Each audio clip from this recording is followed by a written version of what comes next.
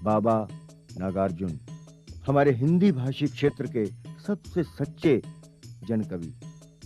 उनकी कविता और उपन्यास कहानियां मामूली लोगों के संघर्षों और स्वप्नों का आईना है। वे कई भाषाओं में लिखते रहे हैं, हिंदी के अलावा मैथिली, बांग्ला और संस्कृत में भी। मैथिली में वे यात्री हैं और हिंदी में बाबा नागार्जुन। घोर निर्जन में परिस्थिति ने दिया है डाल, याद आता तुम्हारा सिंदूर तिलकित भाल। कौन है वह व्यक्ति जिसको चाहिए न समाज, कौन है वह एक जिसको नहीं पड़ता दूसरे से काज।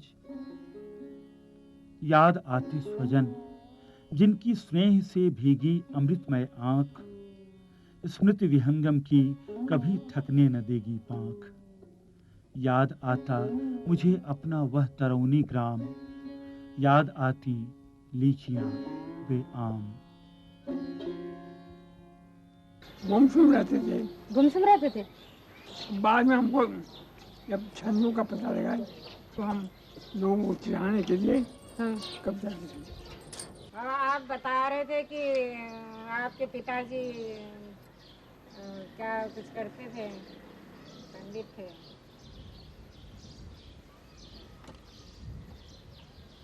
पढ़े लिखे थे, विद्वान थे।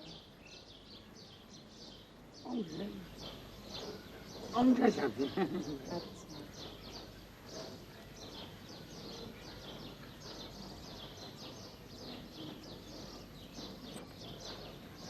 गाँव में कहते हैं कि ऐसा आदमी के लड़का कैसा हो गया। अच्छा बाबा, मैं ये कह रही थी कि जैसे अकेले रहते हैं आप आजकल, तो आपको मतलब क्या सोचते होंगे आप, कैसा लगता होगा आपको, मन कैसा रहता है? सोने का बस सोने का।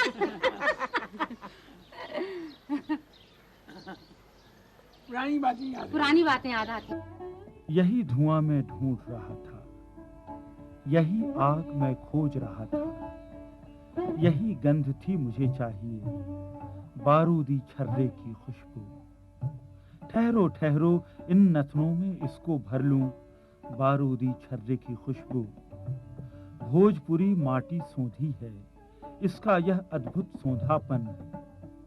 लहरा उठी कदम कदम पर इस माटी पर, महामुक्ति की अग्निगंध। ठहरो ठहरो इन नथनों में इसको भर लूं, अपना जन्म सकारत कर लूं। मुन्ना मुझको पटना दिल्ली मत जाने दो, भूमि पुत्र के संग्रामी तेवर लिखने दो। पुलिस दमन का स्वाद मुझे भी तो चखने दो, मुन्ना मुझे पास आने दो, पटना दिल्ली मत जाने दो। हम जनता से संपृक्त हैं। ऐसा नहीं होता कि आम लोग 12 महीने उत्साह में रहें या 12 महीने निराश रहें। इसका अर्थ यह हुआ कि जनता हार नहीं मानती। हमारा एक जो उज्जवल आशावाद है, उससे समाज को आगे बढ़ने में सहायता मिलती रहे। आपने जो कविता लिखी, आपने जो साहित्य रचा, उसकी कोई सार्थकता इसमें आपको दिखाई देती है? वो हाँ, कविता जो है जी इतना है। हाँ। हमने जीवन देखा इतना। हाँ। अच्छा। कविता इतना है। हाँ हाँ। और इतना उपन्यास। हाँ, और जीवन इतना है। जीवन है। हाँ हाँ। अच्छा। और जिसमें आप सब लोग आ गए, तुम आ गए जी, आगे भविष्य में और बड़ा होगा, और बड़ा होगा, और बड़ा होगा। मैं जन संघर्षों और संगठनों से जुड़ना और उन्हें जानना चाहता हूँ। मेरी कविता के लिए, बेहतर कविता के लिए यह बहुत जरूरी है। मेरी जितनी भी अच्छी और चर्चित कविताएं हैं, जिनकी वजह से मैं आज कुछ हूँ, वे सब जन संघर्षों से जुड़ी कविताएं हैं। सचित्र से मिलना हुआ, अब विचित्र हो गए। विचित्र से हुआ और आवर्तन प्रत्यावर्तन, महाविचित्र हो गए। तो ये आपको महाविचित्रता कैसी लगती है, ये बताइए। ये तो दूसरे बताएं, हमको बताएं। अपना यात्री नाम उन्होंने रखा था, तो उसका एक अर्थ था इसलिए अपनी जीवन यात्रा में, विचारों की यात्रा में, कविता की यात्रा में वो बड़े ही, इसीलिए बड़े अप्रत्याशित है, जिसको अंग्रेजी में कहते हैं अनप्रेडिक्टेबल है नागार्जुन। कब कैसी रचना उनकी आ जाएगी हम नहीं जानते। यही उनकी प्रतिभा की विशेषता है। बाबा के यहाँ जो घुमक्कड़ी से जीवन के अपार अनुभव प्राप्त हुए हैं, उनसे कविता के रूप रंग में विविधता आई है। और इसीलिए बाबा हिंदी के उन थोड़े से कवियों में हैं कि जिन्होंने केवल भारतीय समाज के इतिहास नहीं बल्कि विश्व समाज के समकालीन इतिहास की घटनाओं पर भी कविताएं लिखी। और ये बराबर अपने से बाहर जाने की जो प्रवृत्ति नागार्जुन में दिखाई देती है, वही प्रवृत्ति उनको अपने से बाहर दूसरे व्यक्तियों में दिलचस्पी पैदा करती है और अपने देश से बाहर दूसरे देशों की जनता में भी दिलचस्पी पैदा करती है। सिर्फ यही बात नहीं है, बहुत विषयों पर लिखने वाले, बहुत आदमियों पर लिखने वाले और भी कवि हैं, लेकिन नागार्जुन में खास बात आपको मिलेगी कि वह गांधी की प्रशंसा में भी कविताएं लिखते हैं और गांधी के विरोध में भी कविताएं लिखते हैं। जयप्रकाश की प्रशंसा में भी कविताएं लिखते हैं, जयप्रकाश के विरोध में कविताएं लिखते हैं। जवाहरलाल नेहरू की प्रशंसा में भी लिखते हैं, जवाहरलाल नेहरू के विरोध में भी लिखते हैं। ऐसा दूसरा कवि नहीं मिलेगा। तो ये जो उनकी एक अंतर विरोध है, जो परस्पर विरोधिता को देखना है किसी चीज में, और किसी चीज को किसी पूर्व निर्धारित पूर्व प्रतिबद्धता से नहीं देखना, विचारधारा को अपनी आंखें बंद करने की चीज न बना लेना। कोई आदमी बदल सकता है, परिवर्तन उसमें होता है, बदलाव होता है। तो जब जिस समय नागार्जुन को कोई चीज कैसी लगी है, कोई घटना कैसी लगी है, उस पर नागार्जुन ने उस तरीके से रिएक्ट किया है। बहुत दिनों के बाद अब की मैंने जी भर देखी पकी सुनहली फसलों की मुस्कान। बहुत दिनों के बाद, बहुत दिनों के बाद अब की मैं जी भर सुन पाया धान कूटती किशोरियों की कोकिल कंठी तान। बहुत दिनों के बाद, बहुत दिनों के बाद अब की मैंने जी भर सूंघे मौलश्री के ढेर ढेर से ताजे टटके फूल। बहुत दिनों के बाद, बहुत दिनों के बाद अब की मैं जी भर छू पाया अपनी गंवई पगडंडी की चंदन वर्णी धूल। बहुत दिनों के बाद।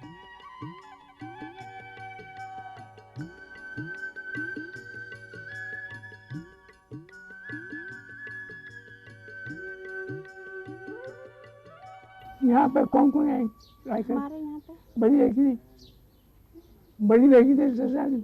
है यहाँ पे एक है, एक गई हुई है। हाँ? एक है, एक गई हुई है। अच्छा, उत्तम नगर भी आई है ना शादी है। वो उत्तम नगर। बाबा अच्छा चले हैं? अच्छा। हुआ ये कि मैं पीपल्स पब्लिशिंग हाउस के नीचे खड़ा पान की दुकान पर खड़ा था। तब तक मैंने देखा कि बाबा रिक्शे से उतरे, स्कूटर से उतरे और ऊपर चले गए। तो मैं नीचे खड़े होकर ये इंतज़ार करता रहा कि ये ऊपर से उतर कर नीचे आवें तो मैं इनसे परिचित हूँ। और 15-20 मिनट या आधे घंटे बाद, जितनी देर बाद भी आए होंगे, मैं वहाँ खड़ा रहा। जब वो नीचे आए तो मैं उनके पास गया और मैंने हाथ जोड़े। मैंने कहा बाबा, मैं आगे कुछ कह भी नहीं पाया। उन्होंने कहा अरे अरे आओ आओ साथ चलते हैं। और उन्होंने एक स्कूटर वाले को फिर किया और उनके साथ बैठ के हम लोग रेडियो स्टेशन आए। आप बताऊं कि उतनी देर में उन्होंने ये एहसास होने ही नहीं दिया कि मैं उनसे पहली बार मिला हूं या मुझे अपना नाम बताने की जरूरत है। वो बिल्कुल स्वाभाविक ढंग से बातचीत करते रहे। हम तो क्या बाबा मरे ना, जीता ही रहे हमेशा। और क्या, मजाक करता है, बोलता चलता है, बच्चों में खूब अच्छी तरह रहता है। हमारे घर भी जाता है काफी बार।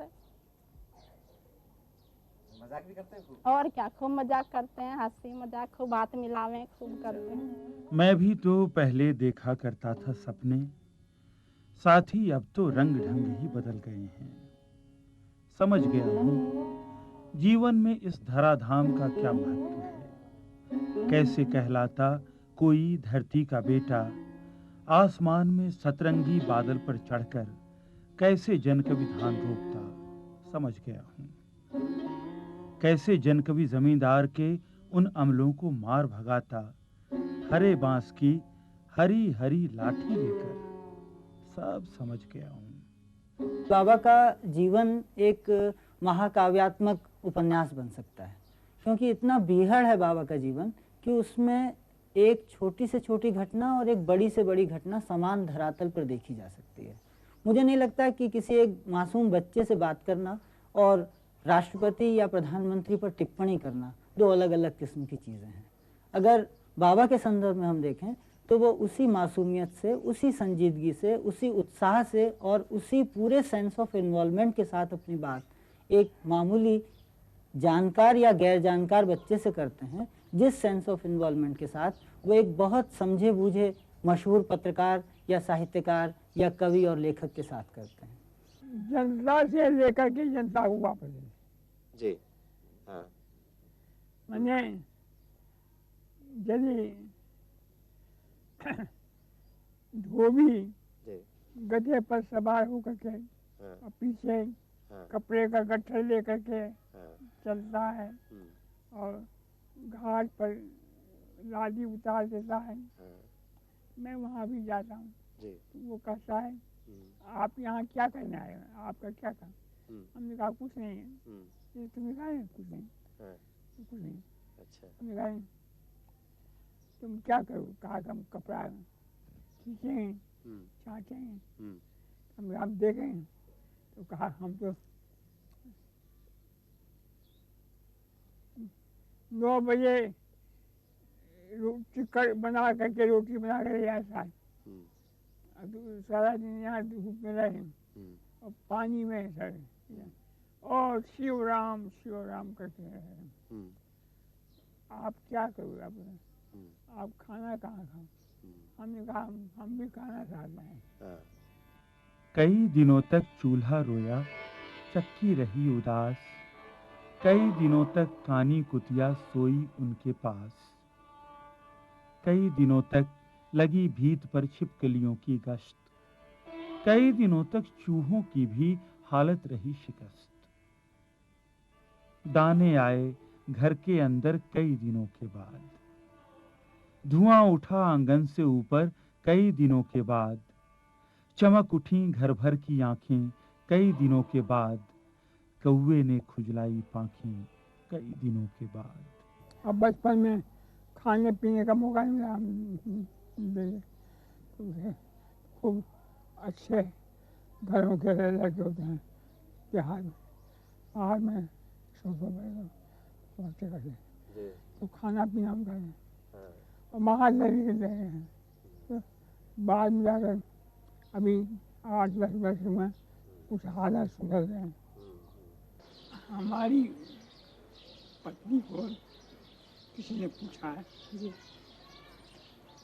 आप लोग कभी साथ रहें 10-5 दिन और कहा कि जिसको 72 चूल्हे का खाना मुँह लगा हो वो काहे वो एक चूल्हे का क्यों पसंद करेगा? हाँ। ये जो परिवार को एक तरफ रख के जो लोग पागलपन की हद तक अपने ध्येय से जुड़ जाते हैं और परिवार बिखरता रहता है, तो उसमें एक चीज़ होती है जो कि उनका परिवार या तो उनके लाइन से अलग हो जाता है या अलग फिर उनके पीछे पीछे ही चलता है। तो ये भी हुआ जो कुछ हम लोग प्रतिक्रिया में अलग भी हो गए हैं, कुछ लोग साहित्य से नहीं ठीक है कोई साहित्य नहीं है, अलग करो इसको, क्योंकि हमें रोटी नहीं मिली, दाल नहीं मिला, ये नहीं मिला, वो नहीं मिला, कैसे जाए।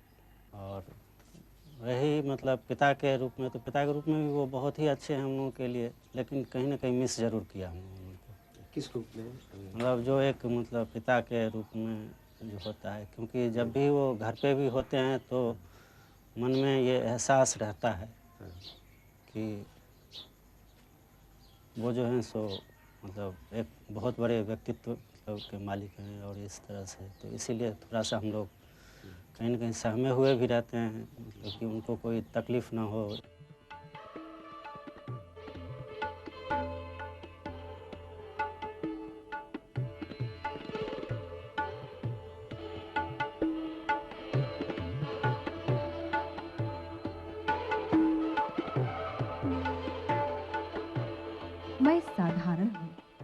अपने को साधारण ही कहलवाना पसंद करता हूँ। मैं तथाकथित विशिष्ट लेखकों की जमात में नहीं हूँ। सामान्य की कशिश मेरी हड्डियों तक में रची बसी है। नागार्जुन के बारे में बात करते समय हमें ये ध्यान रखना चाहिए कि अकेले नागार्जुन नहीं बल्कि आधुनिक युग के सभी कवि गद्य काल के कवि हैं और उनकी काव्य रचना में उनके गद्य की बड़ी निर्णायक भूमिका है। निराला को समझने के लिए कुल्ली भाट और बिल्लेसुर बकरिया और उनकी कहानियों को पढ़ के ही निराला की कविता का रहस्य जाना जा सकता है। नागार्जुन के बारे में मेरा ख्याल है कि जिसने रतिनाथ की चाची नहीं पढ़ी है या बलचनमा नहीं पढ़ा है, या उनका एक यात्रा वृत्तांत है बम भोलेनाथ, जिसे नहीं पढ़ा है, वो नागार्जुन की कविता में जो गद्य भाषा की ताकत होती है और जो भूमिका अदा करती है, इसे हम नहीं समझ सकते। खास तौर से नागार्जुन के जो राजनीतिक व्यंग हैं या उनके बहुत ललित या नाटकीय कविताएं जो पैदा करते हैं नागार्जुन। अब नेवले कविता तो गद्य ही है, जोड़ा मंदिर गद्य है उनकी। इसलिए मैं समझता हूं कि एक कुशल गद्य शिल्पी का हाथ उनकी कविताओं में दिखाई पड़ता है। उस रात चूल्हा नहीं जला। चाची जाकर बिस्तरे पर लेट गई। बिस्तरा क्या था? खजूर के पत्तों की चटाई थी। बीच घर में वही बिछाकर लेट गई। न तकिया लिया न सुजनी। रतिनाथ भी जाकर संदूक पर सो रहा। विपत्ति के अथाह समुद्र में गोते खा रही इस चाची के लिए बेचारे ने उस रात कितने आंसू बहाए, यह रहस्य भगवान ही जानते हैं। दिन का भात हांडी में था। पत्थर के बड़े कटोरे में दाल थी। एक दूसरी पथरौटी में जरा सा बैंगन का चोखा रखा हुआ था, पर किसी ने हाथ तक नहीं लगाया। रत्ती भूखा जरूर था, लेकिन उसकी भूख प्यास हवा हो गई। जबकि टोल पड़ोस की महिलाओं का दल मुस्कुराता और आंखें मटकाता हुआ शाम को रत्ती के आंगन से चला गया। चाची बुत बनी वहीं खड़ी रही। उसकी आंखों से आंसू के 4 बड़े-बड़े बूंद ढुलक पड़े थे। मुझे लगता है कि जैसे आसमान में चंदा तेरे की छोटी-छोटी और लंबी-लंबी कहानियां हैं, जिसमें बहुत छोटे एनेक्डोट से चीज़ें शुरू होती हैं और राष्ट्रीय आंदोलन से जुड़ जाती हैं, या उनका मछुआरों के जीवन पर लिखा गया उपन्यास वरुण के बेटे। आप देखिए कि उसमें तकशी ने भी एक उपन्यास लिखा और विश्व प्रसिद्ध साहित्यकार हुए हैं जिनका ओल्ड मैन एंड द सी जैसा उपन्यास आया। लेकिन इन तीनों उपन्यासों में जब हम अंतर करने को बैठते हैं, कई बार इस बारे में बातचीत भी हो चुकी है कि मछुआरों के जीवन का जितना बारीक और गहन अध्ययन वरुण के बेटे में हमें मिलता है, वो और किसी उपन्यास में नहीं मिलता। भीड़ पुलिस वान के पीछे बटोराई थी। सब चुप थे। एक एक निगाह गुस्सा भरी हैरत उगल रही थी। सामने भीड़ में तीरा दिखाई पड़ी तो मधुरी ने इशारे से उसे पास बुला लिया। करीब आकर गाड़ी से सटकर वह खड़ी हुई तो उसकी ठुड्डी में उंगली गोदकर मधुरी ने कहा, बब्बू और अम्मा से कहना कि रत्ती भर न घबराएं, हम बहुत जल्दी छूट कर वापस आ रहे हैं, और अम्मा को दवाई बखत पर पिला दिया करना। बहन के गालों पर प्यार की एक एक चपत लगाकर मधुरी बेंच पर आ बैठी और मंगल के कान में कहा, नारे लगाओ मंगल भैया। मंगल ने उसी तरह फुसफुसाकर जवाब दिया, रहने दे, क्या जरूरत है। लेकिन मधुरी से नहीं रहा गया। वह बेंच से उठकर फिर आगे आ गई और दाहिना हाथ घुमा घुमाकर नारे लगाने लगी। लोग दुगने चौगने जोश में जवाबी नारे देने लगे। इंकलाब जिंदाबाद, मछुआ संघ जिंदाबाद, हक की लड़ाई जीतेंगे जीतेंगे, गढ़ पोखर हमारा है हमारा है। पुलिस मोटर चल पड़ी, मगर नारे लगते रहे। मैं तो यहाँ तक कहूँगा कि जो उन्होंने दोहे लिखे हैं या छंदों में कविताएं लिखी हैं, उन छंदों में भी जो प्रवाह है वाक्य विन्यास का, 5 पूत भारत माता के, ये तो व्यंग ही है, या खिले हैं दांत जो दाने अनार के वाला जो प्रसिद्ध व्यंग है, या दूसरे तरह का एक गद्य है, जयति नखरंजिनी। तो कहाँ कहाँ से नागार्जुन ने लेकर अपनी भाषा को संवारा है, अक्षय स्रोत है। इसलिए उनके गद्य की उपेक्षा यदि की है लोगों ने तो गलत किया है। 5 पूत भारत माता के दुश्मन था खूंखार, गोली खाकर एक मर गया, बाकी रह गए 4। 4 पूत भारत माता के चारों चतुर प्रवीण, देश निकाला मिला एक को, बाकी रह गए 3। 3 पूत भारत माता के लड़ने लग गए वो, अलग हो गया उधर एक, अब बाकी बच गए 2।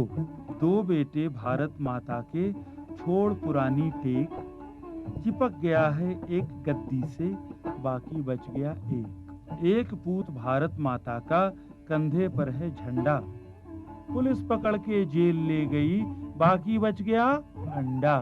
बाबा केवल राजनीतिक और राजनीतिक में भी केवल आंदोलन धर्मी कवि नहीं है। मैं आपसे पहले कह रहा था और फिर दोहरा रहा हूं कि बाबा की जो कालिदास सच सच बतलाना, या फिर बाबा की जो प्रेम संबंधी कविताएं, या बाबा की जो प्रकृति संबंधी कविताएं हैं, वे कविताएं निश्चय ही भारतीय कविता की विशाल और उदात्त परंपरा में क्लासिक की तरह मौजूद रहती है। इसलिए नागार्जुन की कविता को समग्रता में देखने के लिए प्रेम, सौंदर्य और प्रकृति से जुड़ी हुई उनकी कविताओं को देखना बहुत जरूरी है। अमल धवल गिर के शिखरों पर बादल को घिरते देखा है, छोटे छोटे मोती जैसे उसके शीतल तुहिन कणों को मान सरोवर के उन स्वर्णिम कमलों पर गिरते देखा है, बादल को घिरते देखा है। जो लोग उम्मीद करते हैं कि नागार्जुन एक ही राजनीतिक विचारधारा के तहत सारी कविताएं लिखते चले जाएं और हमेशा वो बादल को घिरते देखा है जैसी कविता लिखें, ये तो ज्यादती है कवि के साथ। फसल क्या है और तो कुछ नहीं है वो, नदियों के पानी का जादू है वो, हाथों के स्पर्श की महिमा है, भूरी काली संदली मिट्टी का गुणधर्म है, रूपांतर है सूरज की किरणों का, सिमटा हुआ संकोच है हवा की थिरकन का। ये बताइए कि प्रगतिशील कवियों में या प्रयोगशील लोगों ने दोहा जैसे छंद की ताकत कभी नहीं पहचानी। अब उर्दू वाले पहचान रहे हैं और वो नभ विपुल विराट सी शासन की बंदूक वाली प्रसिद्ध जो कविता है उनकी, जले ठूंठ पर बैठ कर गई कोकिला कूक और बार न बांका कर सकी शासन की बंदूक, इस तरह के दोहे आधुनिक बोध के साथ लिखे जा सकते हैं। नागार्जुन ने साबित करके दिखा, किसी ने हिम्मत नहीं की। खड़ी हो गई चाँप कर कंकालों की हूक, नभ में विपुल विराट सी शासन की बंदूक, उस हिटलरी गुमान पर सभी रहे हैं खूब, जिसमें कानी हो गई शासन की बंदूक। कविता की उठान कैसे होती है कोई नागार्जुन से सीखे। कविता कैसे शुरू हो करते हैं नागार्जुन, किस नाटकीयता के साथ करते हैं। 3 दिन 3 रात एक कविता है उनकी जो बंद रहा 3 दिन 3 रात। मंत्र जैसी कविता लिखी, ये कविता नागार्जुन ही लिख सकते थे। वो अद्भुत, और आजकल उत्तराधुनिकता का नाम बहुत लेते हैं। अगर मंत्र कविता को देखें तो पता लगेगा कि उत्तराधुनिकता नागार्जुन बहुत पहले आ गई थी। ओम शब्द ही ब्रह्म है, ओम शब्द और शब्द और शब्द और शब्द, ओम प्रणव, ओम नाद, ओम मुद्राएं, ओम वक्तव्य, ओम उद्गार, ओम घोषणाएं, ओम भाषण, ओम प्रवचन, ओम हुंकार, ओम फटकार, ओम शीतकार, ओम फुसफुस, ओम फुत्कार, ओम चीतकार, ओम आस्फालन, ओम इंगित, ओम इशारे, ओम नारे और नारे और नारे और नारे। बाबा ने एक तरह से कहिए कि कविता के लिए जनता के जीवन में जगह बनाई है, और उन्होंने कविता को जनता के लिए जरूरी भी बनाया है। ऐसा करने के लिए बाबा ने एक बड़ा काम किया है जो हिंदी के कवियों में मुझे निराला के अलावा कोई और करता दिखाई नहीं देता, और वो ये है कि बाबा ने कविता के एक कृत्रिम विभाजन को तोड़ा है। हिंदी कविता में और वैसे संपूर्ण भारतीय कविता में भी लोकप्रिय कविता और कलात्मक कविता का एक विभाजन अस्थाई सा बन गया है। बाबा उन थोड़े से कवियों में से हैं जिन्होंने कविता के इस लोकप्रिय और कलात्मक नामक कृत्रिम विभाजन को तोड़ा है। तीव्र आवेग कभी कभी मुक्त छंद में जब आएगा तो हम उसे रोकेंगे नहीं, किंतु छंद, लय आदि बहुत जरूरी है और उसे पकड़ने के लिए हमें जनता के बीच जाना होगा। मुहावरे, बिंब सब लेने होंगे वहां से, लेकिन मैं प्राणहीन तुकबंदी का समर्थन नहीं करता। ये संघर्ष जनता के लिए कविता करना आखिरकार ये कविता में व्यक्त होता है। और नागार्जुन की एक और बहुत बड़ी शक्ति है। केदारनाथ अग्रवाल ने नागार्जुन के बारे में लिखा था कि तुम में व्यापे विद्यापति को। ये कविता में जो छंद और लय है, आपने देखा हो कि नागार्जुन जैसा पारंपरिक छंदों में और लय में रचना करने वाला भी शायद ही कोई दूसरा इस समय कवि हो। इसलिए नागार्जुन के पास वो एक विस्तृत व्यापक संवेदना है और उस व्यापक संवेदना को काव्य में उतारने के लिए वो एक जनपदीय मूल लय भी है। ये उनकी बहुत बड़ी शक्ति है। जो नहीं हो सके पूर्ण काम, मैं उनको करता हूँ प्रणाम। कुछ कुंठित और कुछ लक्ष्य भ्रष्ट, जिनके अभिमंत्रित तीर हुए, रण की समाप्ति के पहले ही जो वीर रिक्त तूणीर हुए, उनको प्रणाम। जो छोटी सी नैया लेकर उतरे करने को उदधिपार, मन की मन में ही रही स्वयं, हो गए उसी में निराकार, उनको प्रणाम। जिनकी सेवाएं अतुलनीय, पर विज्ञापन से रहे दूर, प्रतिकूल परिस्थिति ने जिनके कर दिए मनोरथ चूर चूर, उनको प्रणाम। एक बड़े कवि से हमें उम्मीद करते हैं कि वो सरल से सरल आम आदमी के लिए भी लिखे और कठिन से कठिन, जटिल से जटिल, जैसा विषय हो, जैसा श्रोता समाज हो, जो पाठक समुदाय हो, उसके लिए लिखा है। श्याम घटा शीत बीजुरी रेह, अमृत ठघार राहु अवलेह, फाक इजो तकत निरक थार, निबिड़ विपिन अति पातर धार, दारिद उर लक्ष्मी जनुहार, लोहक चादर चानिक तार, देखल रही रही तड़ित विलास, जुगुल किशोरक उन्मद रास। नागार्जुन का पूरा नाम श्री वैद्यनाथ मिश्र यात्री नागार्जुन है। 1911 की ज्येष्ठ पूर्णिमा को जन्मे नागार्जुन का मूल निवास स्थान करौनी, जिला दरभंगा है।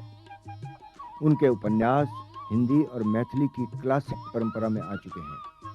अनेक काव्य संग्रह प्रगतिशील साहित्य के आधार स्तंभ हैं। मैथिली काव्य संग्रह पत्रहीन नग्नगाछ को 1968 का साहित्य अकादमी पुरस्कार, हिंदी कविता के लिए मध्य प्रदेश का सर्वोच्च सम्मान मैथिली शरण गुप्त सम्मान प्राप्त, संपूर्ण साहित्य के लिए उत्तर प्रदेश के सर्वोच्च सम्मान भारत भारती सम्मान से सम्मानित, पश्चिम बंगाल शासन द्वारा राहुल सम्मान।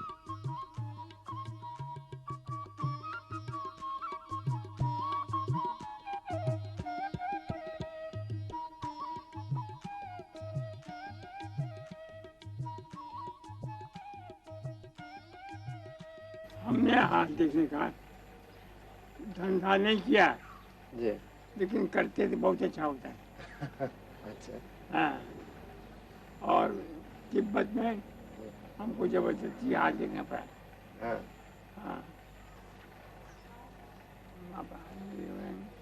तो एक बुढ़िया आई, उसकी आँख सूजी हुई थी, तो हमने